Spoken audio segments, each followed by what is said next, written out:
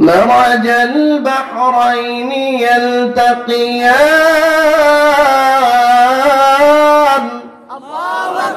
بينهما برزخ لا يبغيان فبأي آلاء ربكما تكذبان الله أكبر বলেন এই সবাই জোরে বলেন আল্লাহু আকবার বন্ধু একই সাগরে বহমান পানি কোথাও স্বচ্ছ পানি কোথাও আবার খোলা পানি কোথাও আবার নোনা পানি আবার কোথাও মিষ্টি পানি একই সাগরে প্রবাহমান দুই ধরনের পানি আল্লাহ রেখেছেন নোনা পানি স্বচ্ছ মিষ্টি পানির সাথে মিশে যায় না ঘোলা পানিটা আপনার স্বচ্ছ পানির সাথে মিশে না এই দুইটা পানির মাঝে পার্টিশন কে দিয়েছে আলহামদুলিল্লাহ ওয়া কাফা ওয়া সালামুন আলা ইবাদিহিল্লাযীনা ইসতাফা أما بعد فأعوذ بالله من الشيطان الرجيم بسم الله الرحمن الرحيم يطوف عليهم ولدان مخلدون بأكواب وأباريق وكأس من معين لا يصدعون عنها ولا ينزفون وفاكهة مما يتخيرون ولحم طير مما يشتهون وحور عين كأمثال اللؤلؤ المكنون جزاء بما كانوا يعملون لا يسمعون فيها لغوا ولا تأثيما إلا قيلا سلاما إلا قيلا سلاما سلاما صدق الله العظيم وصدق له رسوله النبي الكريم ونحن على ذلك لمن الشاهدين والشاكرين والحمد لله رب العالمين شكر درود إبراهيم قرن اللهم صل على محمد وعلى آل محمد كما صليت على إبراهيم وعلى آل إبراهيم إنك حميد مجيد اللهم بارك على محمد وعلى آل محمد كما باركت على إبراهيم وعلى آل إبراهيم إنك حميد مجيد رب زدني علما رب يسر ولا تعسر وتمم بالخير رب اشرح لي صدري ويسر لي أمري واحلل عقدة من لساني يفقه قولي سبحانك لا علم لنا إلا ما علمتنا فهمتنا إنك أنت العليم الحكيم وسبحانك لا فهم لنا إلا ما فهمتنا إنك أنت الجواد الكريم الحمد لله নিশ্চিন্তপুর মোহাম্মদিয়া তাহফিজুল কোরআন ইসলামিয়া মাদ্রাসার বার্ষিক তাফসীরুল কোরআন মাহফিলের মোহতারাম সভাপতি জনাব মোহাম্মদ আমিনুল ইসলাম সাহেব ঢাকা, রয়েছেন আমন্ত্রিত উলামায়ে কেরাম, বিশেষ অতিথিবৃন্দ, এলাকার সর্বস্তরের মোমেন মুসলমান ভাইরা, পর্দার আড়ালে অবস্থানরত রয়েছেন আমার সম্মানিত মা ও বোনেরা। আল্লাহ পাকের দরবারে অসংখ্য শুকর যে আল্লাহ পাক এই গভীর রাত পর্যন্ত এখনো আমাদেরকে ধৈর্য ধরে কিছু সময় বসার মতো সুযোগ আল্লাহ আমাদেরকে দান করেছেন। আমরা বলি আলহামদুলিল্লাহ। বর্তমান পৃথিবীতে 800 কোটি মানুষ বাস করে। কত মানুষ? এই 800 কোটি মানুষের মধ্যে 200 কোটি, সর্বোচ্চ 200 কোটি মানুষ মুসলমান। 800 থেকে 200 গলে থাকে কত? 600। এই 600 কোটি মানুষ অমুসলমান। অমুসলমান বলতে কাফের। কি বলুন? কাফের। মুসলমানের জন্য আল্লাহ তাআলা রেখেছেন জান্নাত।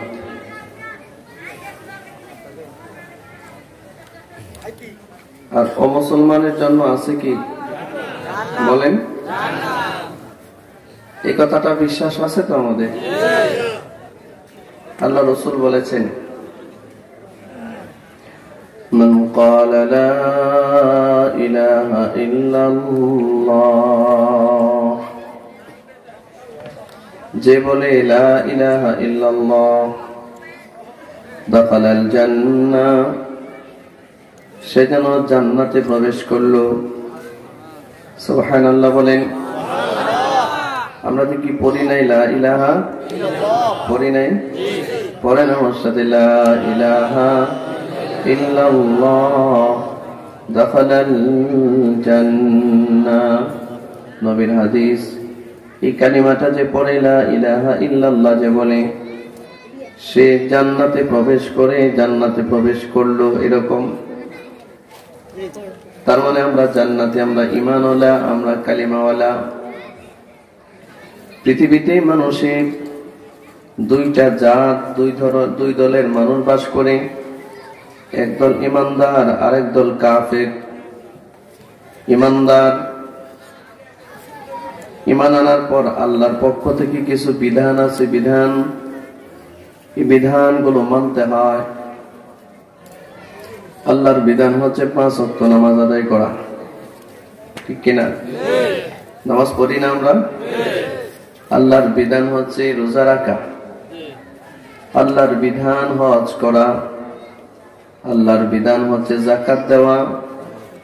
আল্লাহর বিধান হচ্ছে পর্দা করা, পর্দা। আল্লাহর বিধান হচ্ছে হারাম খাওয়া যাবে না, সুদ খাওয়া যাবে না, মদ খাওয়া যাবে না। হারামকে হারাম জানতে হবে, হালালকে হালাল জানতে হবে। হালালকে হালাল হিসেবে গ্রহণ করতে হবে, পরিমাণে যদি কমও হয়। আর হারামকে হারাম হিসেবে জানতে হবে। আল্লাহর ভয়ের কারণে হারাম ছাড়তে হবে, কারণ আমার এই দেহ জাহান্নামের আগুনে পুরানোর দেহ নয়। কারণ আমার কলিজার ভিতরে আল্লাহ ঈমান দিয়েছেন, আমার কলবে আল্লাহ ঈমান দিয়েছেন। ঈমান দিয়ে আল্লাহ আমাকে জান্নাতের মালিকানা দিয়েছেন। জান্নাত, জান্নাত, জান্নাত বহুত বড় এক দামি নিয়ামতের নাম। সর্বশেষ যে জান্নাত আল্লাহ একজন ইমানদারকে দান করবেন। এই জান্নাতটা হচ্ছে দুনিয়ার 10টা দুনিয়ার সমান। সবাই জোরে বলেন সুবহানাল্লাহ, আরো জোরে বলেন সুবহানাল্লাহ।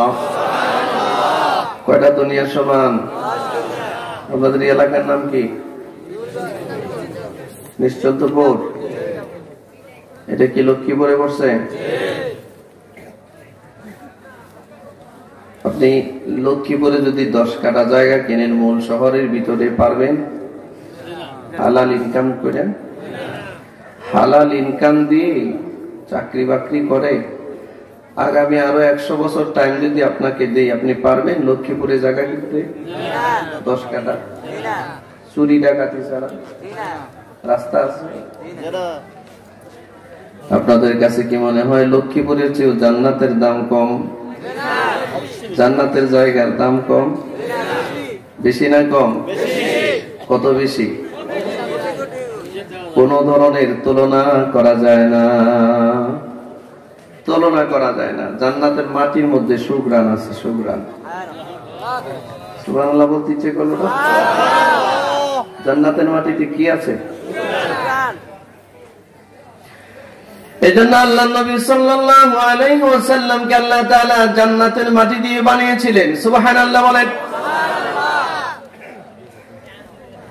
জান্নাতের মাটি থাকবার কারণে আল্লাহর নবীর শরীর মোবারক থেকে সুঘ্রাণ বের হইতো, সুঘ্রাণ। হালকাই প্রতিবিনী কই, হালকাই। আমাদের শরীর যদি ঘামে তো দুর্গন্ধ বের হয়। কথা বলছেন না কেন? আমরা যারা আছি আমাদের শরীর ঘামলে কি বের হয়? আর নবীজির শরীর মোবারক ঘামলে পসিনা বের হতো, আর সুগন্ধি বের হতো, সুগন্ধি বের হতো। জান্নাতি মাটি, এটা জান্নাতি, আমার মতো না। আমাদের দেশে আবার কিছু বেকুব আছে, বেকুব, একদল বেকুব আছে যে নবী পুরাটাই নূরের তৈরি বলে, ঠিক কিনা? আরেক দল বেকুব আছে যে নবী মনে হয় আমাদের মতো তৈরি, মাটিটা মনে হয় আমাদের মতো। ওই দলও বেকুব, এই দলও বেকুব। নবী তো নবী, শুধু আমাদের নবী নয়, পৃথিবীতে যত নবী আল্লাহ পাক পাঠিয়েছেন, আল্লামা ইবনুল জাওজি রাহিমাহুল্লাহ তিনি বলেন সমস্ত নবীদেরকে জান্নাতের মাটি দিয়ে আল্লাহ সৃষ্টি করেছেন, জান্নাতের মাটি দিয়ে বানিয়েছেন। সুবহানাল্লাহ। এই জন্য নবীদের শরীর ঘামলে সুগন্ধি বের হতো। সুবহানাল্লাহ বলেন। এই ইকো নাই ভাই, বললেন না। নবীদের শরীর ঘামলে সুগন্ধি বের হতো।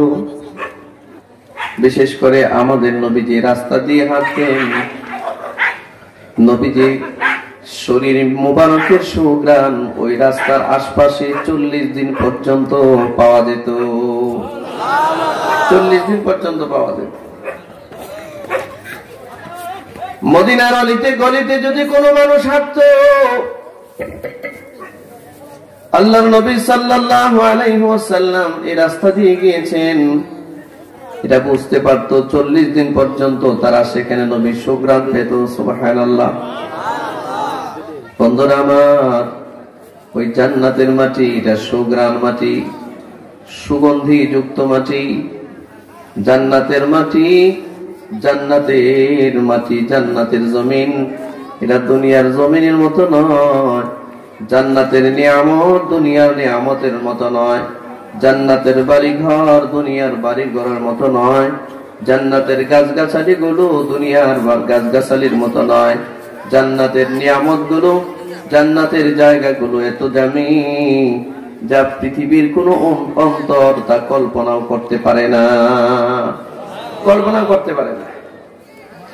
ওয়ালা খাতারা আলা কলবি বাশার। জান্নাতের ভিতরে আল্লাহ পাক যা রেখেছেন পৃথিবীর কোন অন্তর তা অনুধাবন করতে পারে না, ভাবতেও পারে না, কল্পনাও করতে পারে না। আচ্ছা, আপনি যদি এখন মনে মনে কল্পনা করেন যে আমি আমেরিকার প্রেসিডেন্ট, আপনারে মনে মনে কল্পনা করতে কি নিষেধ করে? হ্যাঁ, আমেরিকার কেন, আমি যদি এখন মনে মনে ভাবি যে আমি সারা দুনিয়ার একমাত্র প্রেসিডেন্ট, এটা বলতে বা কল্পনা করতে অসুবিধা কোথায়?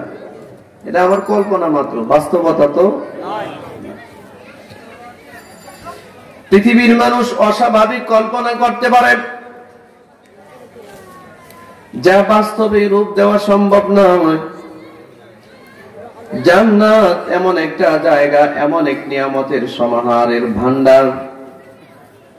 এই পৃথিবীর অবাস্তব কল্পনা যা আছে, এই কল্পনা কোহার মানা জান্নাতের মধ্যে এমন নিয়ামত আল্লাহ রেখেছে, কোন অন্তর ভাবতেও পারে না। বন্ধুরা আমার, এই 800 কোটি মানুষের ভিতরে 200 কোটি মানুষ কি ইমানের নূর দিয়ে আল্লাহ পাক জান্নাতের মালিকানা দিয়েছেন। এই জান্নাতের ভিতরে সর্বনিম্ন মানের জান্নাত, যেটা সবচেয়ে একেবারে নিচু মানের জান্নাত, এই জান্নাতটা হলো এই দুনিয়ার 10টা দুনিয়ার সমান। কয়টা দুনিয়ার সমান? 10টা দুনিয়ার সমান। তাহলে কি পরিমাণ দামি জায়গা এটা, আর কি বিশাল বিস্তৃত এক জায়গা, কত বড় এক পরিমণ্ডল। দয়াল আমার, এই জান্নাতে যাইতে রাজি আছেন? কারা কারা রাজি আছেন একটু দেখি তো। জান্নাতে যাবে? হাতটা একটু সোজা করেন। আল্লাহকে দেখা যে আল্লাহ আমি আপনার জান্নাতে যেতে চাই, বলেন ইনশাআল্লাহ। আল্লাহ আপনি কবুল করেন, আমাদেরকে জান্নাতে একসাথে রাখেন, আমিন বলেন। ইমানদারের জন্য জান্নাত, বেঈমানের জন্য জাহান্নাম। বেঈমান, বর্তমান দুনিয়ায় বেঈমানের সংখ্যা 600 কোটি, আর ইমানদারের সংখ্যা 200 কোটি। সংখ্যায় বেশি কারা? জোরে বলেন। প্রশ্ন হতে পারে, সংখ্যায় তাহলে বেঈমান বেশি কেন? ইমানদার তো বেশি থাকবার কথা, ঠিক কিনা?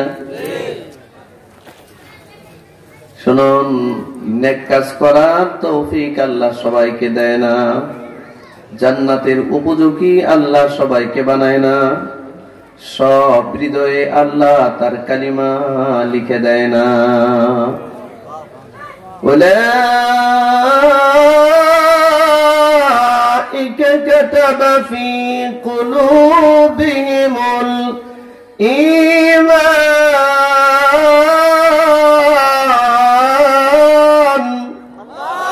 আল্লাহু আকবার, জোরে বলেন। আল্লাহ বলেন, ঈমান বড় দামি দৌলত, এটা আমি সব হৃদয়ে দেই না, আমি যার হৃদয়ে দেই, আমি আমার কুদরতি হাত দিয়ে তার কলিজাটার মধ্যে ঈমানটা আমি লিখে দেই। কথা কি বুঝতে পারতেছেন?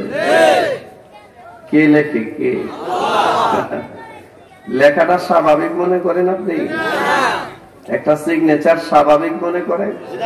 আমাদের দেশে এমন কর্মকর্তাও আছে, একটা সিগনেচার দিয়া 100 কোটি টাকা দুর্নীতি করতে পারে, করছে, অলরেডি করতেছে। একটা প্রজেক্টে, একটা ফাইলে, একটা সাইন করলে 100 কোটি টাকা দুর্নীতি করা যায়।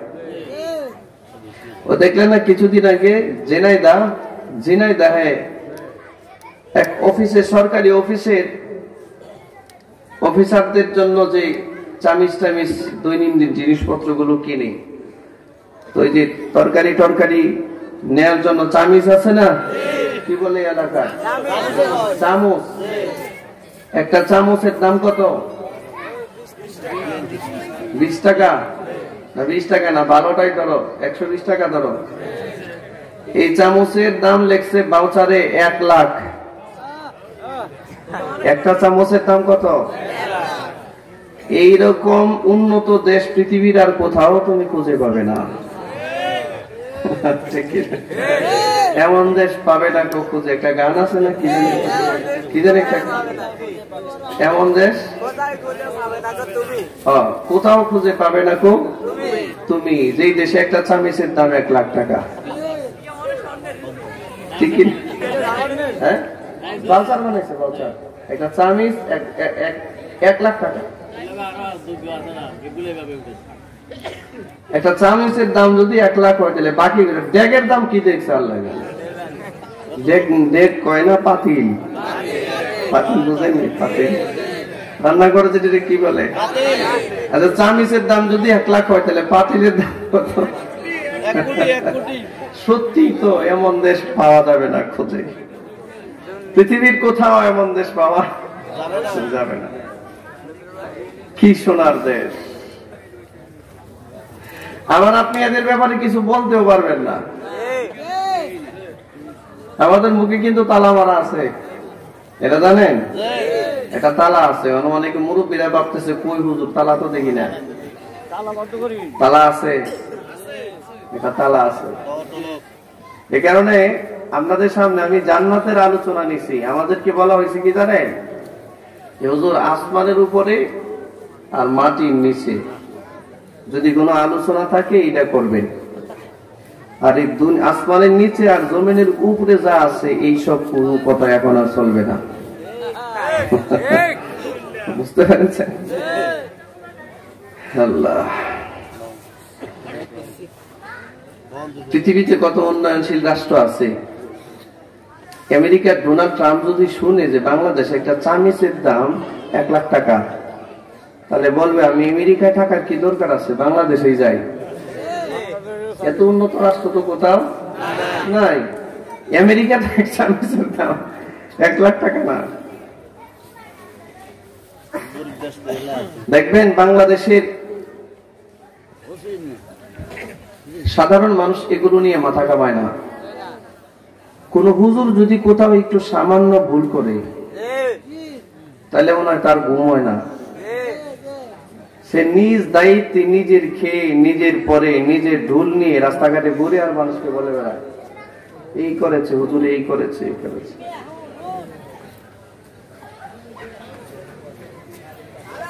বাংলাদেশ কোন দিকে যাচ্ছে খবর আছে? খবর আছে আপনাদের? ভাবতেছেন অনেক উন্নত রাষ্ট্রে আছে। আপনার গাড়ে ৭৯,০০০ টাকা ঋণ আছে, ঋণ। আপনি ভাববেন যে হুজুর আমার মাথায় ঋণ কিসের, আমি আমার ব্যাংকে কত লাখ টাকা আছে, ঋণ কই পাইলেন? বাংলাদেশে 18 কোটি মানুষের যে বাচ্চাটা একটা মহিলার পেটের ভিতরে, যেটা দুনিয়াতে আসবে আর কয় মাস পরে, এটার উপরেও ৭৯,০০০ টাকা ঋণের বোঝা নিয়ে তারপরে দুনিয়াতে আসতে হবে। বাংলাদেশের অর্থনীতি বুঝেন না। বহির্বিশ্ব থেকে এই পরিমাণ ঋণ বাংলাদেশে আনা হয়েছে, এটা তো কোনো ব্যক্তি বিশেষের বাবা তো আর ঋণ পরিশোধ করবে না।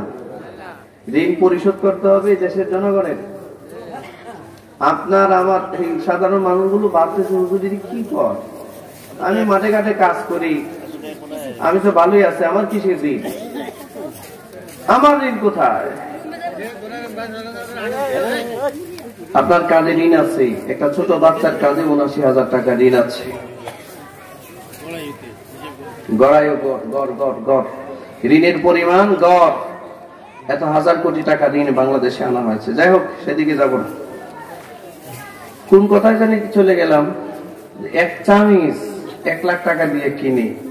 আপনারা আবার ভাইবেন না যে জান্নাতের চামিচ আবার বাংলাদেশের চামিচের মতো, এরকম না। জান্নাতের চামচ কিন্তু আরো দামি, বুঝতে পেরেছেন? আমি ভাবতে পারি না সরকারি একটা জিনিস একটা অফিসে আনলে এটা বিল ভাউচার করতে হয়। আচ্ছা, যেই অফিসারটা তুমি কি চলে যাবে, বসো, এমনি কয়েকজন মানুষ এখানে বসা, আমার তো মাথা এখন এমনি গরম, আমার বসো, কেউ উঠবে না। আপনারা এখানে যে কয়েকজন আছেন এর চেয়ে বেশি মানুষ আমার মসজিদের বারান্দায় বসে। এত অল্প মানুষ নিয়ে কথা বলতেছে, মাহফিলটা অর্ধেক ভেঙে গেছে। এত দূর থেকে, শত শত কিলোমিটার দূর থেকে একজন আলেম দাওয়াত দিয়ে আনছেন, তাকে পরিবেশ দিতে হবে তো কথা বলার, এটা দায়িত্ব তো আপনাদের।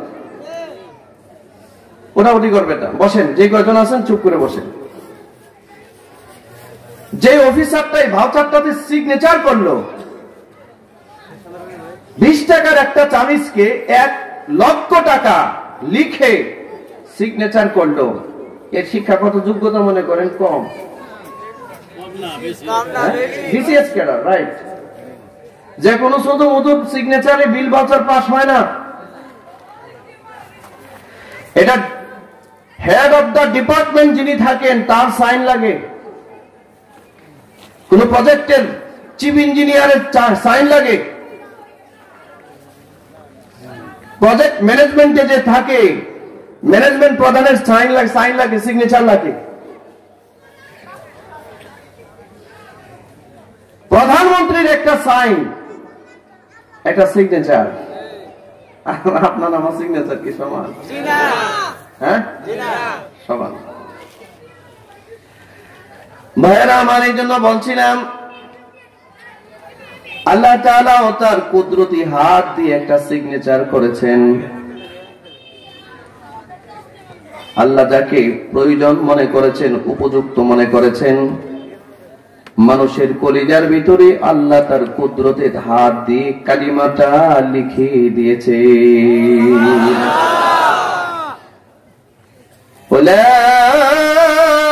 উলাইকা কাতাবা ফি কুলুবিহিমুল ঈমান।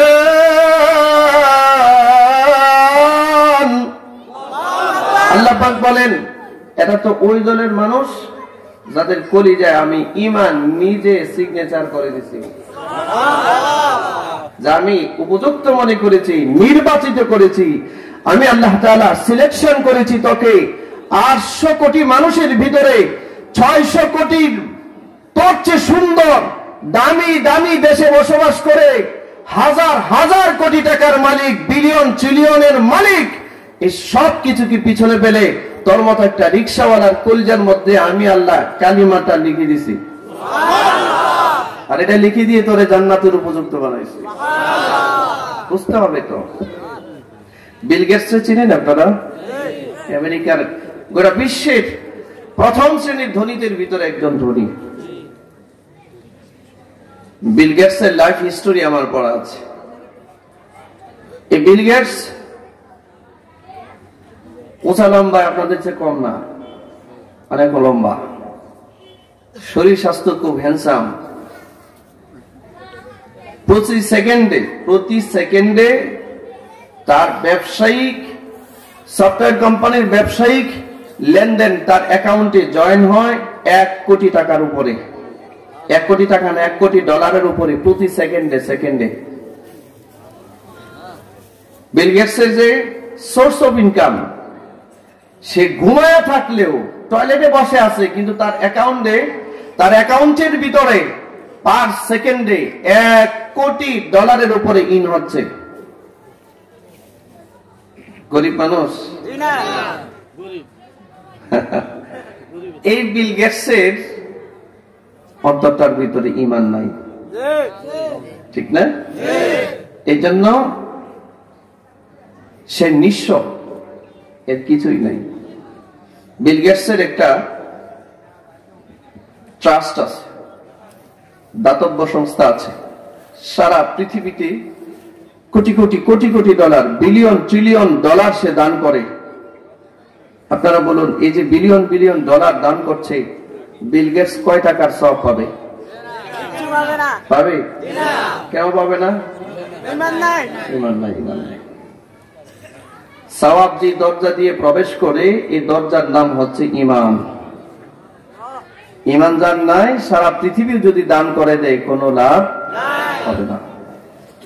আর আপনি ঠেলা গাড়িওয়ালা, ভ্যান গাড়িওয়ালা, রিক্সাওয়ালা, দিনমজুর, কষ্ট করেন, আপনি 1 টাকা যে আজকে দান করলেন, এটা হাজার হাজার টাকা আপনারা যে আসছেন, এটাও একটা সদকা। আপনি যে একবার সুবহানাল্লাহ বললেন, একবার পড়েন তো সবাই সুবহানাল্লাহ, সবাই বলেন, আরো জোরে বলেন সুবহানাল্লাহ। এই যে সুবহানাল্লাহটা পড়লেন, আল্লাহ নবী বলেন, একজন ইমানদার সুবহানাল্লাহ পড়লো, তার জন্য যে মিজানের পাল্লা নির্ধারিত আছে, এই নির্দিষ্ট মিজানের পাল্লার অর্ধেকটা পাল্লা ভরে গেল। সুবহানাল্লাহ পড়তে 1 ঘন্টা লাগে? আধা ঘন্টা? 1 মিনিট? আধা মিনিট? 1 সেকেন্ড কি 2 সেকেন্ড বা 1.5 সেকেন্ড সময় লাগে? ঠিক না? 1.5 সেকেন্ডে সুবহানাল্লাহ বললে মিজানের পাল্লার অর্ধেকটা ভরে যায়। আল্লাহর নবী বলেন, হাদিসের শব্দ পরবর্তী লফজ হচ্ছেন, আল্লাহর নবী বলেন, এই ইমানদার নারী পুরুষই যদি আলহামদুলিল্লাহ পড়ে, আলহামদুলিল্লাহ বলেন তো সবাই আলহামদুলিল্লাহ, জবানটা খুলে উচ্চ স্বরে পড়েন আলহামদুলিল্লাহ, আরো জোরে বলেন আলহামদুলিল্লাহ। এই আলহামদুলিল্লাহ যদি কোনো ইমানদার নারী পুরুষ পড়ে, তো তার জন্য নির্দিষ্ট যে মিজানের পাল্লা আছে, মিজানের পাল্লার বাকি অর্ধেকটা পূর্ণ হয়ে যায়।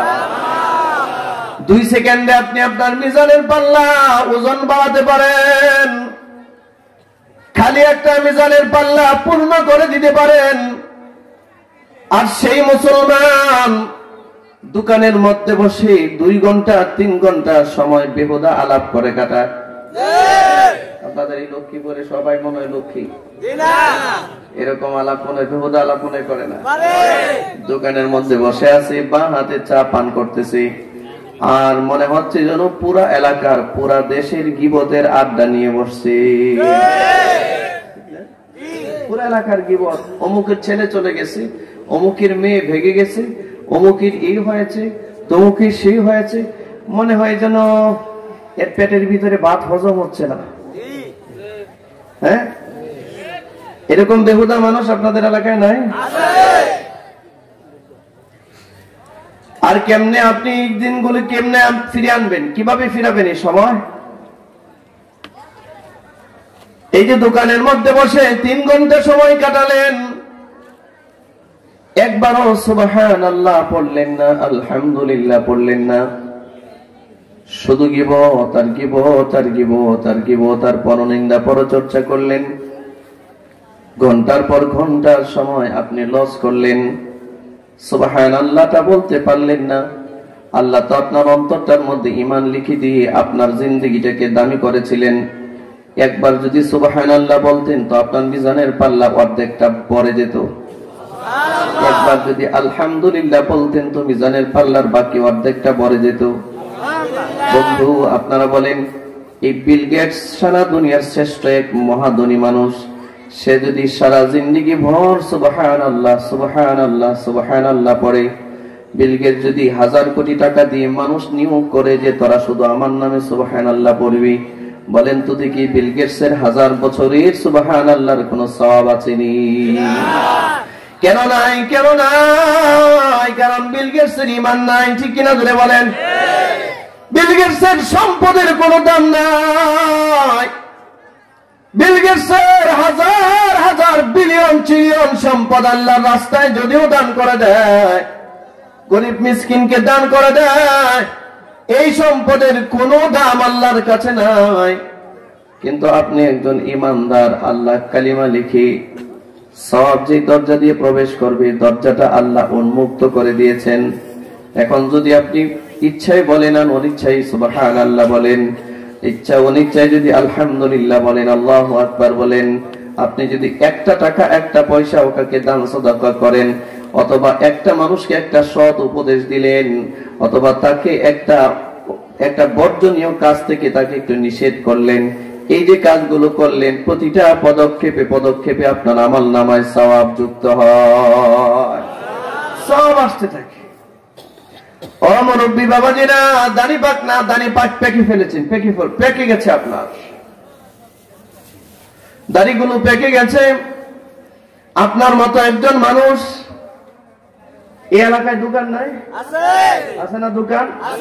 এই যে দোকানগুলোর মধ্যে গিয়ে আপনার মতো একজন বুড়া মানুষ দোকানের মধ্যে বসে বসে, আর এখন তো চার দোকান চলেই না টেলিভিশন ছাড়া, ঠিক না? চাওয়ালা আর পুরা দোকানের মধ্যে মিলাইও 5000 টাকার মাল হবে না, অথচ তার দোকানে একটা 32 ইঞ্চি টেলিভিশন লাগাইছে, যেটার দাম আছে প্রায় 20,000 টাকার উপরে, 30,000 টাকার উপরে। পুরা দোকান মিলিয়েও 5,000 টাকার মাল নাই, দোকানে টেলিভিশন আছে 30,000 টাকার। এরা জিজ্ঞাসা করলে বলে আমার দোকানের মূল পুঁজি হচ্ছে টেলিভিশন, এটা না থাকলে কাস্টমার বসবে না। হ্যাঁ, তো কাস্টমার কারা? বুড়া বুড়া মানুষগুলো গিয়ে ওখানে বসে থাকে। ঘরে তো সিনেমা দেখতে পারে না, ঘরে দেখলে ছেলে মেয়েটা কি করব, ওই যে বুড়ে এটা কি, হ্যাঁ ঠিক না? ওখানে বসে বসে সিনেমা দেখে আর চা খায় বাহাতে।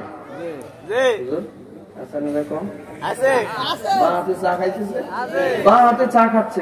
ওই দিন আপনার এতে আমার একটা মাহফিল গাজীপুরে মেয়র অ্যাডভোকেট জাহাঙ্গীর আলম পাশে বসা, আমি বয়ান করছি, বয়ান করে চলে আসতেছি। এরপরে বয়ান করতেছেন দক্ষিণ খাত দারুল উলুম মাদ্রাসা শেখুল হাদিস, খুব সুন্দর আলোচনা করছিলেন। আমি যখন গাড়িতে উঠি তো হুজুর বয়ান করছিলেন, বাঁ হাতে আমরা অনেক সময় চা খাই না, অনেক মানুষ বাঁ হাতে কিন্তু খায়, ডান হাতটা বেকার পরে আছে, বাঁ হাতে চা খাচ্ছে, পানিটা বাঁ হাতে খাচ্ছে, আছে না ভাই এরকম?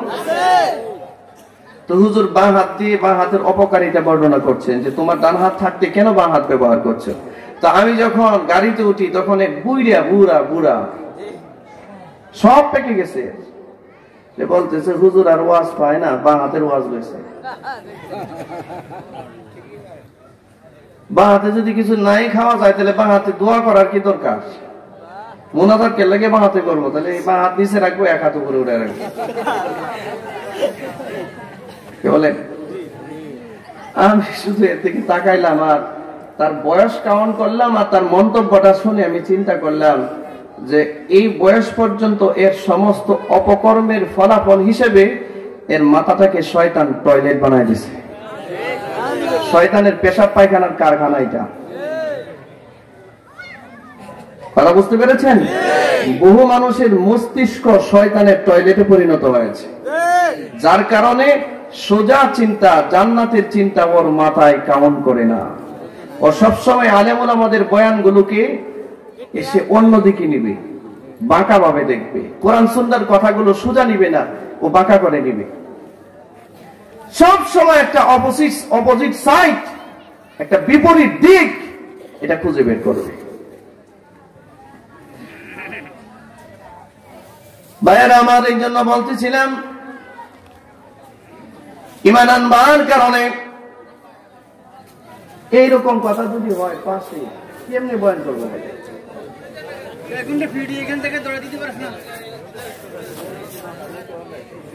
এই দোকানগুলো এরকম একটা স্টেজের পাশে কেন দিলেন আপনারা? ভাইয়েরা আমার, খুব খেয়াল করুন। এই কারণে আল্লাহ তাআলা আপনার আমার হৃদয়ের ভিতরে ঈমান লিখে দিয়েছেন। ঈমান এটা আল্লাহ তাআলার বড় দয়া যে আমরা কালো মানুষ, দুর্বল মানুষ, খাটো মানুষ, বাংলাদেশের মতো একটা গরিব রাষ্ট্রের মানুষ, আমাদের মতো মানুষের হৃদয়টার ভিতরে আল্লাহ ঈমান দিয়ে দিয়ে আমাদেরকে বড় দামি বানিয়েছেন। এই দুনিয়া 10টা দুনিয়া সমান জান্নাতের মালিকানা দিয়েছেন। 10টা দুনিয়া সমান জান্নাতের মালিকানা। আর এই জান্নাতটা আপনি সাজাতে পারতেন যদি সুবহানাল্লাহ জবানের মধ্যে রাখতেন, যদি আলহামদুলিল্লাহ জবানে রাখতেন, যদি আল্লাহু আকবারের তাসবিহ আপনার জবানে থাকতো, তাহলে আপনার জান্নাতটা কতই না সুন্দর হতো। আল্লাহর নবী বলেন, একজন মুমিন, একজন ঈমানদার সুবহানাল্লাহ যখন পড়ে, তার জন্য নির্দিষ্ট জান্নাতের মধ্যে আল্লাহ তাআলা এমন একটা গাছের জন্ম দেয়, ফলদার ছায়াদার গাছ। এত বিশাল বড় গাছ, একটা দ্রুতগামী ঘোড়া, এটা যদি 100 বছর পর্যন্ত দৌড়ায়, গাছের এই পাশ থেকে ওই পাশ পর্যন্ত যেতে পারবে না।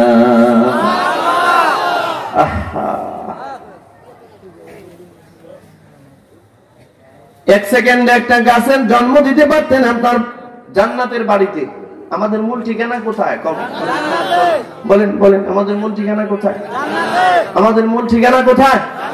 আমাদের মূল বাড়ি কোনটা?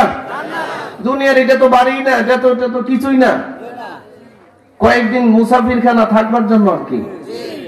তারপরে তো আমরা চাই আমাদের বাড়িটা যেন সুন্দর হয়, আমার বাড়িটা যেন সাজানো গোছানো হয়, আমার বাড়ির সামনে যেন একটা ছোট্ট ফুলের বাগান থাকে, আমরা চাই না?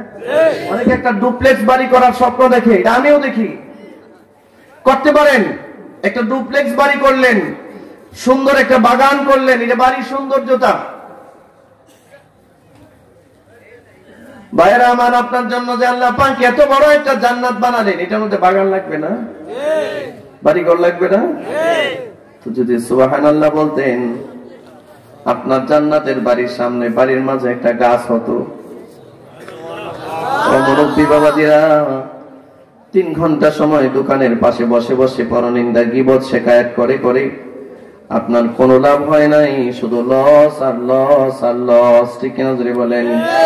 নিজের খাইলেন, নিজের পড়লেন, নিজের টাকায় চা পান করলেন, নিজের জীবনের মূল্যবান সময় ব্যয় করলেন।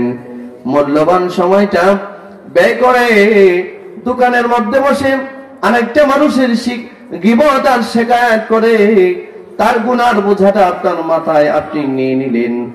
আর গীবতের গুনাহ তো জিনার চেয়েও মারাত্মক। আল গীবাতু আশাদ্দু মিনাজ জিনা, এটা জিনার চেয়েও মারাত্মক পর্যায়ের গুনাহ।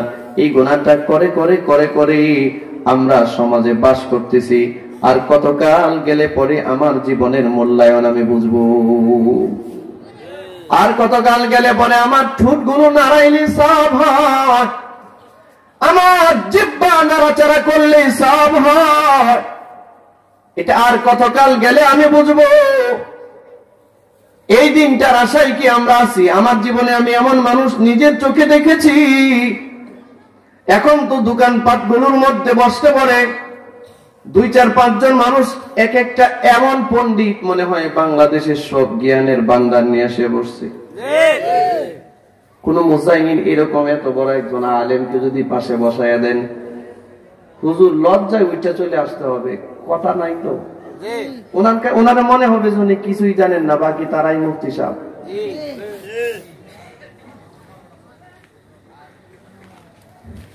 বাচাল মানুষ চিনেন? বাচাল, আউল ফাউল, টাউট বাট পাটা, কথা বেশি বলে, ঠিক না? জ্ঞানী মানুষ জবান নিয়ন্ত্রণ করে, বুঝে শুনে কথা বলে, আর না হয় চুপ থাকে। আর চুপ থাকার মধ্যে নাজাত আছে। মান সমাতা নাজা, চুপ থাকাতেও নাজাত আছে। একটা দোকানের মধ্যে বসলে মনে হয় ওরে বাবা, ইনি কি আর বাংলাদেশের সংসদ, ইনি সংসদের স্পিকার। এবার বয়ান করছেন দেশের ডোমেস্টিক মানে অভ্যন্তরীণ বিষয়াদি সহ, মহল্লার বিষয়াদি সহ এবং আন্তর্জাতিক বিষয়াদি পর্যন্ত সব খবর তিনি বলতেছেন, অথচ নিজের জিন্দেগির মূল্যবান সবাই লস করতেছে, এটার কোনো খেয়াল নাই। এ লোকটা কি বুদ্ধিমান? এ লোক তো বেকুব, ঠিক কিনা? এত বেকুব মানুষ।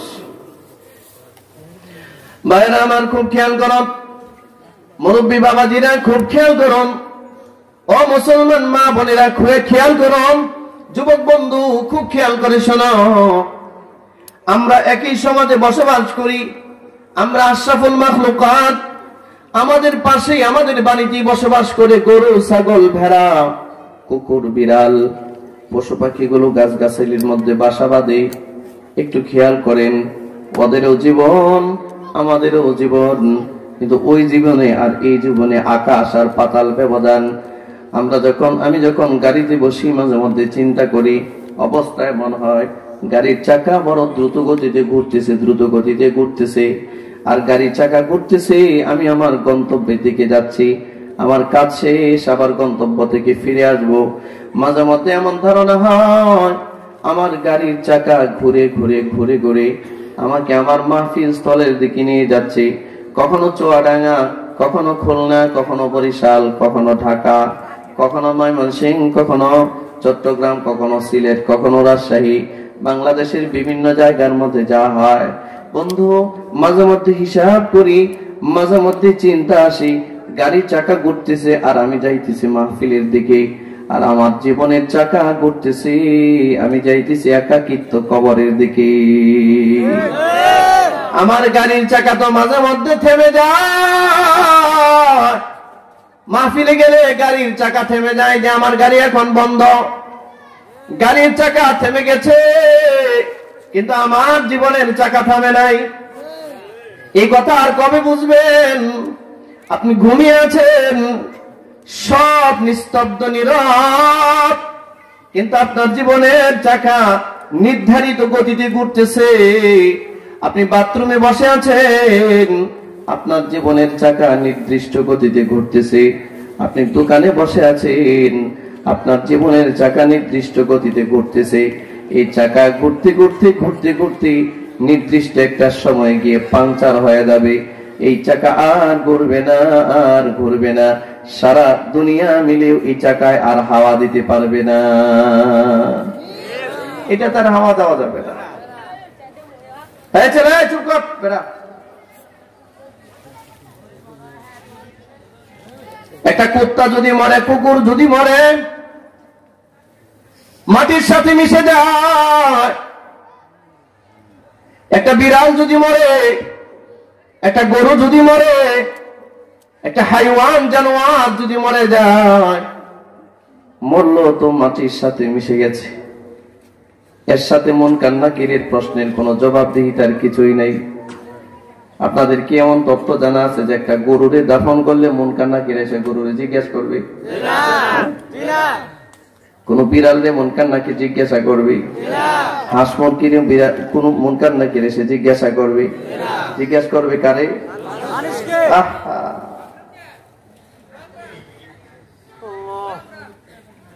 জিজ্ঞাসা করবে কারে? জুড়ে বলেন, হ্যাঁ সবাই বলেন, কারে জিজ্ঞাসা করবে? মানুষকে জিজ্ঞাসা করবে। হে মানুষ, একটা গরু তো গরুর মতো জিন্দেগি চালায়, মরলে মন কান্নাকে জিজ্ঞাসা করার কোনো ব্যাপার নাই। কিন্তু একটা মানুষ কেমনে করে গরুর মতো জীবন চালায়? একটা মানুষ গরু ছাগলের মতো জিন্দেগি চালাচ্ছে, কোনো হিসাব নাই, কিতাব নাই, তার জীবনের মূল্যায়ন নাই, সময়ের মূল্যায়ন নাই, কথার মূল্যায়ন নাই। এই কেমন এক জিন্দেগি মানুষ চালাচ্ছে, যে জিন্দেগি চালিয়ে চালিয়ে সে তার একাকিত্বের ঘর কবরের দিকে যাচ্ছে। আরে ভাই, এই জন্যই তো আবু বকর রাস্তার পাশে হাঁটতেন আর মাঝে মধ্যে একটা গাছ ধরে কান্না শুরু করে দিতেন। একটা হাইওয়ান জানোয়ার পেয়েছে, মাঝে মধ্যে উটের পায়ের মধ্যে ধরে কান্না করতেন আবু বকর। কে কাঁদে? বলেন বলেন, কে কাঁদে? একটা গাছ ধরে এইভাবে জড়ায়া ধরে কান্না শুরু করে দিত আর বলতো, হায় রে গাছ, আমার চেয়ে তুই কত ভালো। আমি মরলে আমার প্রশ্ন উত্তর আছে, তুই মরলে তোর কোনো প্রশ্ন উত্তর নাই। আবু বকরের মতো মানুষ এমন ভাবে, আর আপনার মতো বেহুদা মানুষ দোকানের মধ্যে বসে বসে একদম বেহুদা অনর্থক কথাবার্তা বলেন আর গীবত শেখায়ত করেন। জীবনের মূল্য কাকে বলে একবারও বুঝতে পারলেন না। এই জীবন আর কতদিন চালাবেন? এই জীবন আর কতদিন চালাবেন আপনি? এমন তো বহু মানুষ আছে, দোকানে না গেলে মনে হয় যেন তার পেটের ভাত হজমে হয় না, ঠিক কিনা? গীবত না করলে কেমন জানি তার মজাই লাগে না, আছে না? এমন মানুষের পরনিন্দা পরিচর্চা না করলে যেন তার ভালোই লাগে না। কেন আপনি শোনেন নাই? কোনদিন শোনেন নাই আল্লাহ কি বলেছেন? ওয়াইলুল লিকুল্লি হুমাযাতিন লুমাযা। আল্লাহ তাআলা বলেছেন, মানুষের সামনে পিছনে গীবতকারী, পরচর্চাকারী, পরনিন্দাকারী জন্য ধ্বংস। এর জন্য জাহান্নামের আযাব রেডি আছে, জাহান্নামের আযাব। নিজের খেয়ে নিজের পরে নিজের টাকায় চা পান করে দোকানে বসে বসে বেহুদা সময় কাটাচ্ছেন, অথচ সুবহানাল্লাহ, আলহামদুলিল্লাহ, আল্লাহু আকবার যদি এই সময়টার মধ্যে পড়তেন, কতই না আপনার সময়টা মোবারক হতো, ঠিক না? কতই না মোবারক। এ যুবক বন্ধু, খুব খেয়াল করো, হাদিসের মধ্যে আসছে, যৌবন বয়সে একটা মানুষ যেমনি জীবন কাটায়, যৌবন বয়সে একটা মানুষের ইবাদতের চিত্র যা হয়, মানুষটা যখন দুর্বল হয়, মানুষটা যখন জয়ীফ হয়, এই লোকটা যখন আর এই পরিমাণ ইবাদত করতে পারে না, এই বাচ্চাগুলোকে সরানো যায় না ভাই। ভাই খুব খেয়াল করেন, মানুষের জিন্দেগির হালাত আল্লাহ এমন ভাবে কাউন করে, বড় দয়াশীল আল্লাহ, বড় দয়াময় আল্লাহ। ও বন্ধু, আজকের জীবনের চিত্রটা যদি আমার পরহেজগারির চিত্র হয়, যৌবনকালটা যদি হয় পরহেজগারির চিত্র, পরহেজগারির কাল, তাহলে আমার বৃদ্ধ বয়সে এই ধারাবাহিক ইবাদত গুলো আমি করতে না পারলেও তার সওয়াব বন্ধ হবে না। সুবহানাল্লাহ। আমি তো এমন লোক দেখেছি দোকানের মধ্যে বসে, এই কি অবস্থা, পুরো এলাকার সমস্ত নিউজ তার কাছে, পুরো এলাকার মানুষও তারই জিজ্ঞাসা করে। কিছু বেহুদা মানুষ আছে, বেহুদা মানুষই বেহুদা মানুষকে সমর্থন করে, ঠিক কিনা?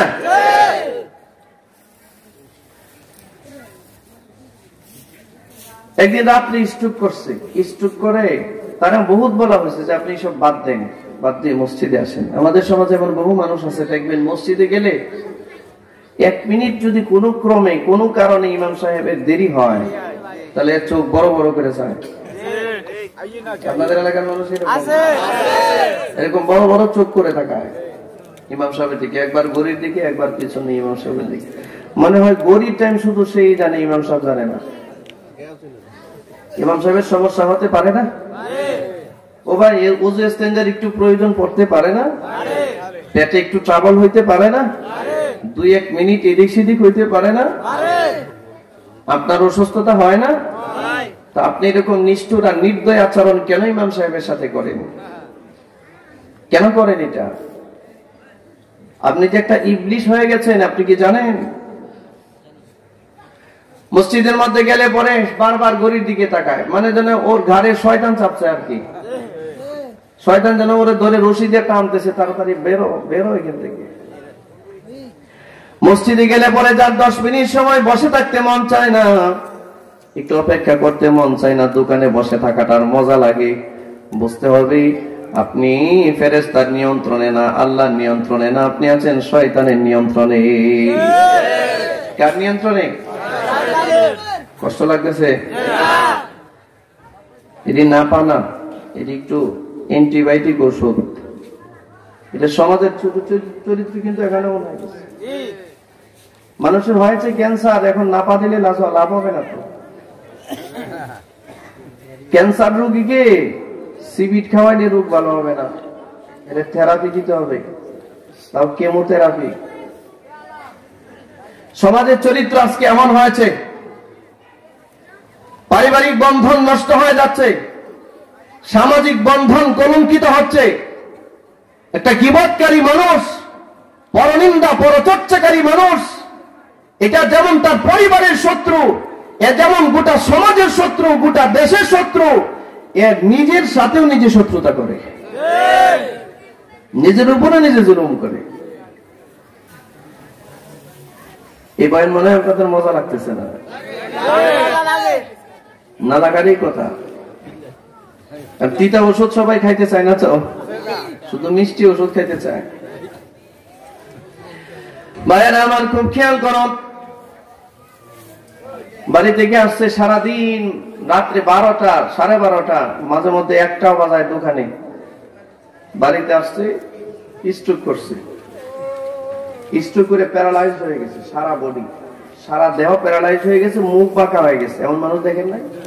মুখ বাঁকা হয়ে গেছে, প্যারালাইজ, মুখ বাঁকা হয়ে গেছে, জিহ্বা বানাইতে পারে না। আচ্ছা, এই বেহুদারে যদি এখন বলে, এখন তো কুকুরও যায় না তারে দেখতে, আর বিছানায় পড়ে আছে তো বস্তা বাগানে, এখানে দুর্গন্ধ হয়ে গেছে, কেউ যায় না কাছে। এই লোক তারে যদি এখন বলা হয় সুবহানাল্লাহ সুবহানাল্লাহ পড়ে, পারবে? পারবে ও করতে? এই জিহ্বা নাড়াচাড়া করবে এখন? কিন্তু প্যারালাইজ হয়ে গেছে। এর যখন সময় ছিল তখন করে নাই, যখন সময় ছিল তখন করে নাই, আর এখন প্যারালাইজ হয়ে গেছে, মুখ বাঁকা হয়ে গেছে, জিহ্বাটা এবার প্যারালাইজ হয়ে গেছে, নাকের ভিতর দিয়ে তরল জাতীয় খাবার দিয়ে রাখে, আর এই সারা দেহ প্যারালাইজ হয়ে অপমানিত হয়ে পড়ে আছে। এখন কই দোকানের আড্ডা দেন না? কোথায় গেল দোকানের বন্ধুরা আপনার?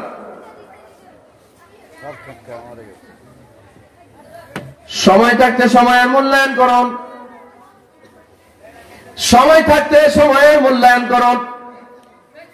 ও ভাই আমার, এই জন্য একটা মাস আমি দেখেছি, একটা মাস যদি কেউ আল্লাহর নামে তাসবিহাত পড়ে, এক মাস, সুবহানাল্লাহ সুবহানাল্লাহ সুবহানাল্লাহ, হাদিসের মধ্যে আসছে আল্লাহর নবী বলেন দৈনিক 100 বার যদি কেউ সুবহানাল্লাহি ওয়া বিহামদিহি পড়েন, সবাই পড়েন সুবহানাল্লাহি ওয়া বিহামদিহি সুবহানাল্লাহি ওয়া বিহামদিহি সুবহানাল্লাহি ওয়া বিহামদিহি, এই তাসবিহটা যদি দৈনিক 100 বার কেউ পড়ে, তার গুনাহের পরিমাণ যদি সাগরের ফেনা পরিমাণও হয়, আল্লাহ তার সব গুনাহগুলো মাফ করে দেয়। আচ্ছা, এই তাসবিহটা পড়তে 100 বার পড়তে কি 1 ঘন্টা টাইম লাগবে? 5 মিনিটই তো সারা যায়, সারা যায় না? 5 মিনিটে আপনি আপনার জিন্দেগির গুনাহটাকে ধৌত করে সাফ করে দিতে পারলেন। আর সেই মানুষ 3 ঘন্টা সময় দোকানে বসে, এই লোকটা সারাক্ষণ বেহুদা কথা বলতেছে, আর একটা বুড়া মানুষ দাড়ি টুপি সব সাদা হয়ে গেছে, সারা শরীরের পশমগুলো পর্যন্ত সাদা হয়ে গেছে, এইরকম একটা বেহুদা মানুষ দোকানের মধ্যে বসে 3 ঘন্টা সবাই মানুষের গীবত করতেছে। কি পরিমাণ শয়তান এই লোকটাকে পরিচালিত করতেছে, শয়তান তার উপরে কত বড় ক্ষমতা দেখাচ্ছে। 2টা মহিলা এক জায়গার মধ্যে হইলে পরে শয়তানের আসার দরকার পড়ে না। হ্যাঁ, পুরুষগুলো গিয়ার দোকানে গীবত শিকায়ত করে, আর মহিলা 2জন এক জায়গার মধ্যে হলে পরে সারা এলাকার সমস্ত গীবত নিয়ে আড্ডা নিয়ে বসে। কেন মা, আপনি কি পারেন না একটু নীরব হয়ে যেতে, নীরব হয়ে যেতে, নিবৃত হয়ে যেতে, একটু নীরব হয়ে পারেন নাকি আল্লাহর নামে তাসবিহ পড়তে? আজকের দুনিয়ার জীবনে আপনি নীরব হবেন, আপনার জান্নাতে আল্লাহ আপনাকে সরব বানায়া দিবে, সরব, প্রচুর মানের জান্নাত আল্লাহ আপনাকে দান করবে। আমরা তো মনে করি যে আমাদের ইবাদত, এই যে ও ভাই, আপনি যদি ইবাদত করার সুযোগ পান, নেক আমল করার সুযোগ যদি আপনার হয়, নেক আমল আপনি করতে পারেন, তাহলে আপনি শুধু আপনার উপকার করলেন না, আপনি আপনার ভাই বোন, মা বাবা, আত্মীয় স্বজন, পাড়া প্রতিবেশী, সমাজবাসী, দেশবাসী সবার উপকার করলেন। দুনিয়াতেও করলেন, পরকালেও করলেন। দৃষ্টান্ত দিব, হাদিস থেকে উদাহরণ দিব। যে ব্যক্তি আল্লাহর নামে তাসবিহ পড়ে, যে ব্যক্তি আল্লাহর নামের জিকির করে, যে ব্যক্তি আল্লাহর কোরআনের তেলাওয়াত করে, যে ব্যক্তি নবীর নামে দুরূদ পড়ে, তার উপরে বারবার বারবার রহমত নাজিল হয়, সাকিনা নাজিল হয়। আর যে ব্যক্তি গীবত শিকায়ত করে, মিথ্যা কথা বলে, মুখটা দুর্গন্ধ হয়ে যায়, এই যে কিরামান কাতিবিন, সম্মানিত আমল লিখক বৃন্দ যারা কাদের মধ্যে আছে, এরা আপনার প্রতি লানত করতে থাকে, এর মিথ্যাবাদী, ধোঁকাবাজ, তোর মিথ্যা আর পরনিন্দার কারণে দুর্গন্ধ আমরা সহ্য করতে পারতেছি না। এই ধোঁকাবাজ, মিথ্যাবাদী, এই ধোঁকাবাজ, এই সুদখোর, হারামখোর, এর কারণে সমাজের মধ্যে গজব আসে, গজব। এর কারণে সমাজের মধ্যে করোনার মতো আযাব আছে, আযাব। ঠিক কিনা ধরে বলেন? আপনি একটু তাকায় দেখেন, আপনারা যারা এই জায়গার মধ্যে বসে আছেন, এইভাবে বসার সুযোগ আমেরিকায় মানুষের নাই। আমেরিকার মানুষ, শুরুতেই বলেছি, 3.5 ফিট দূরে থাকে, মুখে মাস্ক আছে, হাতে হ্যান্ড গ্লাভস আছে, তারপরে কথা বলে। আর আমরা গায়ের সাথে গা লাগিয়ে বসে গেছি। এই ক্ষমতা কে দিল? আল্লাহ। জোরে বলেন, কে দিল? আল্লাহ। এই শক্তি আপনি পাইলেন কিভাবে? আপনার কি মনে হয় আপনি ডোনাল্ড ট্রাম্পের চেয়ে বেশি ক্ষমতাধর? ডোনাল্ড ট্রাম্পের চেয়ে আরো বেশি মোটা সোটা? ডোনাল্ড ট্রাম্পের চেয়ে বেশি উঁচা লম্বা? না না, ডোনাল্ড ট্রাম্পের দেশে, ইউরেনিয়াম সমৃদ্ধশালী একটা দেশ, একটা অ্যাটম বোম যদি বাংলাদেশে ব্লাস্ট করে, একটা বোম যদি বাংলাদেশে ব্লাস্ট হয়, তাহলে গোটা বাংলাদেশটা 2 মিনিটের ভিতরে পৃথিবী থেকে উধাও হয়ে যাবে, এটা আর খুঁজে পাওয়া যাবে না। কি পরিমাণ ক্ষমতাধর রাষ্ট্র। সেই ডোনাল্ড ট্রাম্পের নাকের মধ্যে মাছ লাগায় দিছে আল্লাহ। 12 লক্ষের মতো মানুষ আমেরিকান, 12 লক্ষের উপরে আমেরিকান করোনায় মারা গেছে। আমেরিকান 10 লক্ষের উপরে মারা গেছে। ব্রিটেনের মানুষ, ইংল্যান্ডের মানুষ।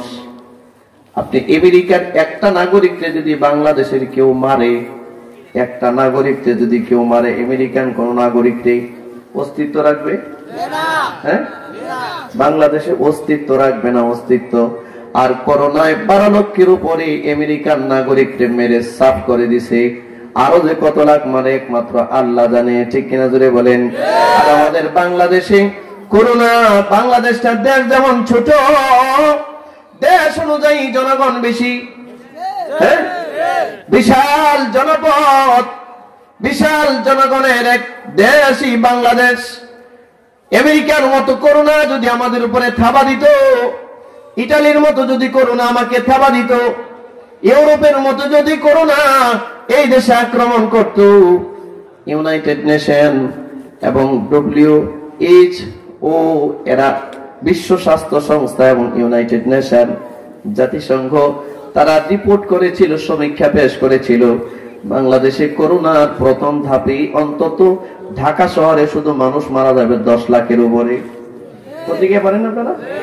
10 লাখের উপরে মানুষ ঢাকা শহরে মরবার কথা। এটা ইউনাইটেড নেশন এবং WHO একটা তত্ত্ব নির্ভর একটা সমীক্ষা ছিল। বাংলাদেশ কি ঢাকা শহর একটাই? এরকম শহর কি একটাই ছিল? ঢাকা যদি 10 লাখ মরে, তাহলে চট্টগ্রামে মরার কথা 20 লাখ। চট্টগ্রাম এটা আরো জনবহুলে রাখা, শ্রমিকদের জায়গা। আচ্ছা 20 লাখ বাদ দেন, অন্তত 5 লাখ তো মরবে। সিলেটে মরার কথা 5 লাখ, এটা বিভাগীয় শহর। আবার ময়মনসিংহ বিভাগীয় শহর, সেখানেও 5 লাখ মারা যাওয়ার কথা।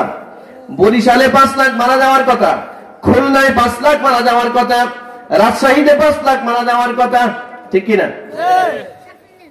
বরিশালে 5 লাখ মারা যাওয়ার কথা, তাহলে কি অবস্থা হইতো? হ্যাঁ, আমাদের লক্ষ্মীপুর মানুষ মরতো না? অন্তত। কিন্তু বাংলাদেশে মানুষ মরছে কয়জন? করোনা এখনো পর্যন্ত 10,000 ওভার হয় নাই। 7,000 না কয় হাজার মানুষ মারা গেছে করোনায়, 7,000। আর ইউনাইটেড নেশন সমীক্ষা দিয়েছিল শুধু করোনায় ঢাকা শহরে মানুষ মারা যাবে 10 লাখ। আল্লাহ বলেন, তোরা তো ভুল সমীক্ষা দিস, তোরা জানিস না আমার রহমতের চাদর দিয়ে এই ইমানদারদেরকে আমি ঢেকে রাখবো। রহমতের চাদর দিয়ে আমি ঢেকে রাখবো। 800 কোটি মানুষ থেকে আমি বাছাই করে করে আমি নির্বাচিত করেছি। তার কলবটাকে আমি আল্লাহ তাকিয়ে দেখেছি। মানুষটা কালো হতে পারে, মানুষটা দিনমজুর হতে পারে, মানুষটা ঠেলা গাড়িওয়ালা হতে পারে, ভ্যান গাড়িওয়ালা হতে পারে, মানুষটা শ্রমজীবী হতে পারে, টাকা পয়সা না থাকতে পারে, কিন্তু আমি তাকায় দেখি এর কলবটার মধ্যে ঈমান দেওয়া যায়। এই কারণে আল্লাহ ঈমানটা আপনার কলবের ভিতরে লিখে দিয়েছেন। এই কারণে আমার কলবে ঈমানটা লিখে দিয়েছেন। হয়তো 1000 কোটি টাকা আমার নাই, কিন্তু আমি ঈমানের দলে দৌলিত, আমি ঈমানের ধনে ধনী হয়ে গেছি। এই ঈমানের কারণে আল্লাহ জান্নাতের মতো নিয়ামত আমাকে দান করেছে। আপনার আমার উপরে যে না দেখে একটা সিকিউরিটি আছে আল্লাহর, এটা কি বিশ্বাস করেন? হ্যাঁ, একটা নিরাপত্তা আছে। আপনারা তো এখন আবার অনেকে আবার বলে যে আমাদের কি বলবো, এগুলো তো এক ধরনের বেহুদা কথাই হয়। শুরুতে করোনা শুরুতে আমাদের দেশের কিছু নেতা কর্মীরা বলছিল যে কোনো অসুবিধা নাই, করোনা আমাদের দেশে আসলে করোনাকে মোকাবিলা করার যথেষ্ট প্রোটেকশন, যথেষ্ট মোকাবিলার সুযোগ আমাদের, অস্ত্র শস্ত্র সহ সব ব্যবস্থা আমাদের আছে, আমরা করোনা মোকাবিলা করতে পারবো। শোনেন নাই খবর? শুনছেন?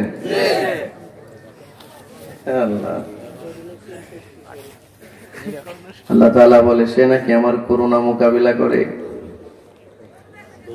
ফেরাউনের মতো পারে নাই আমার ল্যাংরা মশা মোকাবিলা করতে, সরি নমরুদের মতো মানুষ পারে নাই আমার ল্যাংরা মশা মোকাবিলা করতে।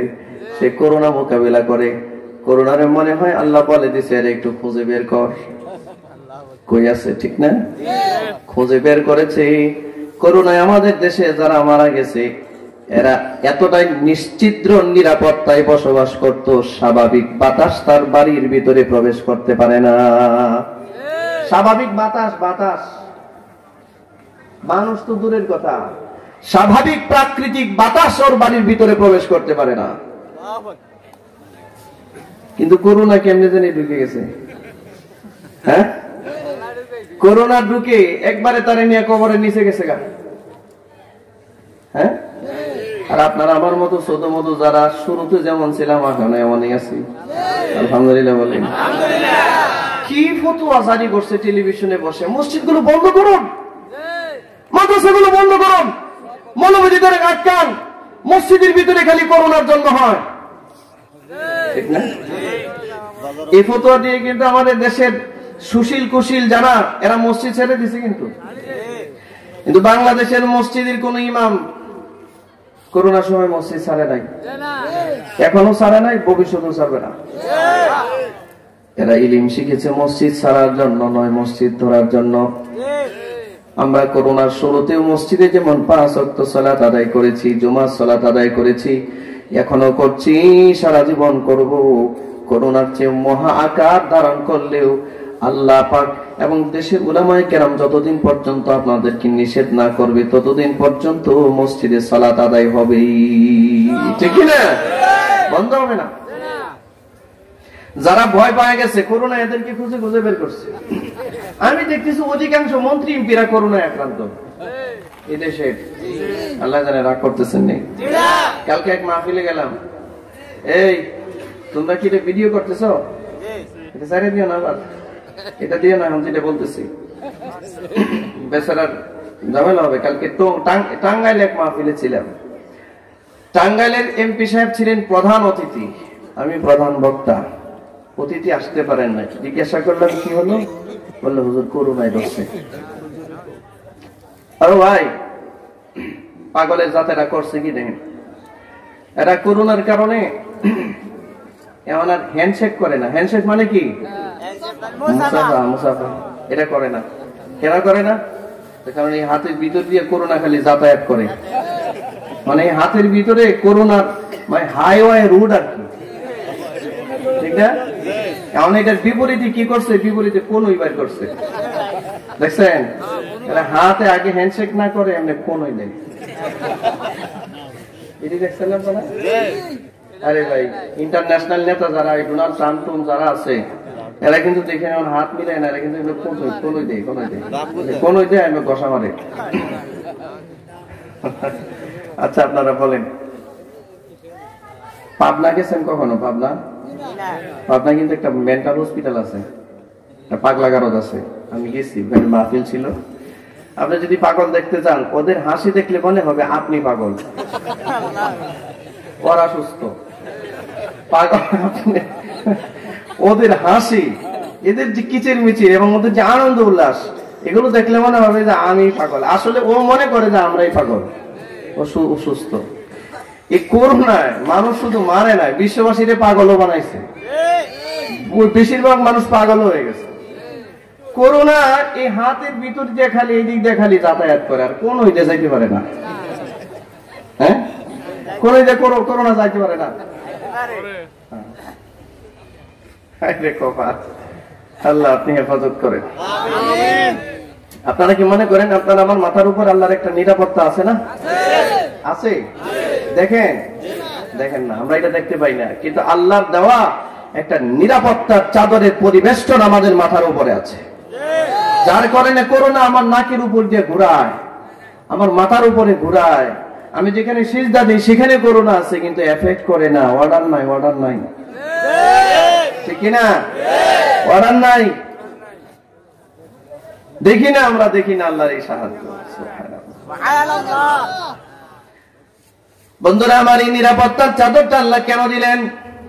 বড় বড় নেতাদের কারণে। দেশের বড় বড় নেতাদের কারণে, যে নেতারা একটা সিগনেচার দিয়ে 100 কোটি টাকার দুর্নীতি করে, যারা 20 টাকার একটা চামিচরে 1 লাখ টাকার ভাউচার করে, এদের কারণে বুঝি করোনা আসে নাই? এরা বুঝি করোনা মোকাবিলা করবে? বরঞ্চ এদের মতো চোর বাটপারের কারণে সমাজে অপদস্থতা হয়, আল্লাহর আযাব আর গজব জমিনে নাজিল হয়। ঠিক কিনা বলেন? করোনা তো আসে না, এই কারণে এই দেশে হাজার হাজার হেফজখানা আছে। ঠিক কিনা বলেন? আজকে তো একটা ছাত্র, কয়টা ছাত্র নেই? 3টা ছেলেরে পাগড়ি দেওয়া হবে। কি মনে করেন আপনারা? এটা 3টা বাচ্চা জীবন্ত কোরআনের হাফেজ, জীবন্ত লাউহে মাহফুজ। আল্লাহু আকবার। কোরআন আল্লাহ লাউহে মাহফুজে এটা সংরক্ষণ করেন। লাউহে মাহফুজটাকে ছোট করে ছোট ছোট বাচ্চাগুলোর কলিজার ভিতরে লাউহে মাহফুজকে আল্লাহ স্থানান্তর করে এটাকে ট্রান্সফার করে। সুবহানাল্লাহ। আমাদের দেশে তো কতজনে বলে, আপনি আবার কেমনে? আপনি তো হুজুরদের বাড়ি বুড়ি খাইয়া পিটনা পুটনা খাইয়া আলেম হয়েছেন, আমি তো ঘরের ভিতরে বসি আলিফ বাতাসা পরে আপনার সে বড় মুসলমান হয়েছি। কারণ আপনি পিটনা খাইয়া পড়ছেন, আমি পিটনা ছাড়া পড়ছি। কি সুন্দর যুক্তি! আমার মনে হয়েছিল এই যুক্তিটাই তো শয়তানে আল্লাহর সামনে দেখাইছিল। হ্যাঁ, শয়তানকে দেখি নাই, তো মানুষ দেখতেছে।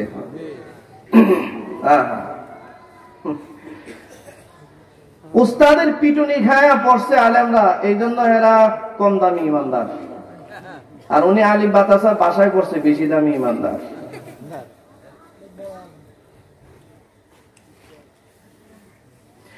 ওই দিন পত্রিকা দেখলাম 4 মাসে একটা ছেলে হাফেজ হয়ে গেছে। সুবহানাল্লাহ বলেন, সুবহানাল্লাহ। হ্যাঁ, জোরে বলুন সুবহানাল্লাহ। 4 মাস না, 4 মাস না। যেই বুদ্ধিজীবীরা বলতেছে যে আলিফ বাতাসা ঘরের ভিতরে বসে পড়ি আমরা দামি ইমানদার, 4 মাস না, আপনাকে যদি 400 বছরের সময় দেওয়া হয় কোরআনের হাফেজ আপনি হতে পারবেন না। 400 বছর সময় দিলে আপনার মতো মানুষ কোরআনের হাফেজ হতে পারবেন না। আল্লাহ যাকে চায় না তাকে যেমন ঈমান দেয় না, আল্লাহ যাকে চায় না তারে তেমন ইলমের নূর দেয় না, তারে হাফেজ বানায় না। মাইয়ুরিদিল্লাহু বিহি খায়রান ইউফাক্কিহু ফিদ্দীন। এই দ্বীনের বোঝ এবং ইলমে ফিকহের বোঝ এবং এই জ্ঞানী হওয়ার বোঝ সবাইকে দেয় না আল্লাহ।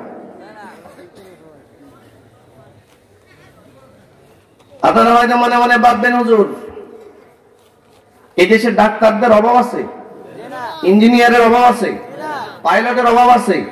আপনারা কি মনে করেন যে এদের জ্ঞান নাই? প্রচুর মেধা, এরা সবাই গোল্ডেন এ প্লাস পাওয়ার মতো ছাত্র। এই গোল্ডেন এ প্লাস পাওয়ার মতো একটা মেধাবী ছাত্র ডাক্তার হওয়া সম্ভব হয়, ইঞ্জিনিয়ার হওয়া সম্ভব হয়, পাইলট হওয়া সম্ভব হয়। আমার যেমন আমি বহু ইঞ্জিনিয়ারের সাথে কথা বলেছি, পাইলটের সাথে কথা বলেছি, ডাক্তারের সাথে কথা বলেছি। ডাক্তাররাও অবাক হয়, হুজুর কত কিছু শিখলাম, কত কিছু জানলাম, দেশ বিদেশে ঘুরলাম, কিন্তু আমাদের বুঝে আসে না এই কোরআন মাজিদ কিভাবে একটা হাফেজ পুরাটা কমপ্লিট করে ভিতরে রাখে। বুঝে আসে না, বুঝে আসে না। একটা ডাক্তার হওয়া 4টিখানি কথা নয়, একজন ইঞ্জিনিয়ার হওয়া 4টিখানি কথা নয়, একজন পাইলট হওয়া বিমান চালানো 4টিখানি কথা নয়। এটা বহু জ্ঞানের প্রয়োজন পড়ে। এরকম জ্ঞানী মানুষেরা যখন আজব হয়, আজীব হয়ে যায়, আশ্চর্য হয়ে যায়। এত জ্ঞান বিজ্ঞান দেশ বিদেশে তালাশ করার পরে আশ্চর্য হয় একটা হাফেজ একটা বাচ্চা কি করে কোরআন মাজিদ মুখস্থ করে, কেমনে এটাতে জমা রাখে, কিভাবে জমা রাখে। এজন্য আল্লাহ রাব্বুল আলামিন বিশ্বনবী মুহাম্মদ সাল্লাল্লাহু আলাইহি ওয়াসাল্লামকে শুরুতে যখন ওহী নাযিল করতেন, নবীজি ওহী মুখস্থ করার জন্য বারে বারে জিহ্বা নাড়াচাড়া করতেন, বারে বারে জিহ্বা নাড়াচাড়া করতেন। আল্লাহ রাসূল সাল্লাল্লাহু আলাইহি ওয়াসাল্লামকে আল্লাহ তাআলা আয়াত নাযিল করে জানায় দিলেন, লা তুহাররিক বিহি লিসানাকা লিতা'জালা বি ইন্না আলাইনা জামাআহু ওয়া কুরআনা। সুবহানাল্লাহ বলেন। আল্লাহ পাক জানিয়ে দিলেন, বন্ধু জিহ্বা নাড়াচাড়া করলে কোরআন মুখস্থ করা যায় না। জিহ্বা নাড়াচাড়া করলে এই কথা ভাববেন না যে আপনি এটা মুখস্থ করে ফেলতে পারবেন। আপনি মনে রাখবেন, আমি আল্লাহ এই কোরআন পাহাড়ের উপরে দিয়েছিলাম, এটা আমি সাগরের উপরে দিয়েছিলাম। লাউ আনজালনা হাযাল কুরআন আলা জাবালিন লারাআইতাহু খাশিআন মুতাসাদ্দিআন মিন খাশিয়াতিল্লাহ। আল্লাহ তাআলা এটা কিন্তু পাহাড়ের উপরে দিয়েছিলেন, এটা সাগরের উপরে দিয়েছিলেন, জাবালের উপরে দিয়েছিলেন, থরথর করে কাঁপতেছিল। আল্লাহ পাক বলেন, বন্ধু এইটা আমি আল্লাহ আপনার জন্য বরাদ্দ করেছি, আপনার উম্মতের জন্য বরাদ্দ করেছি। এটা আমার দায়িত্ব, আপনার কলিজায় কোরআন সেটআপ করা, হেফজ করা, ঢুকিয়ে দেওয়া, এটা আমি আল্লাহর কুদরতের হাতের কাজ। এটা আমি করি, এটা আমি, আপনি বললে হবে না। এই যে 3টা বাচ্চাগুলো কই? দাঁড়াও দেখেন তো, এই বয়স কি 90 বছর? হ্যাঁ, চেহারা ছবি খুব সুন্দর, কিন্তু এই বাচ্চাগুলোর যেই দাম, এই একটা বাচ্চারে যদি আপনি এক পাল্লা রাখেন, না 7 আসমান 7 জমিনকে এক পাল্লা রাখলে এর ওজন বেশি হবে, এর ওজন বেশি হবে।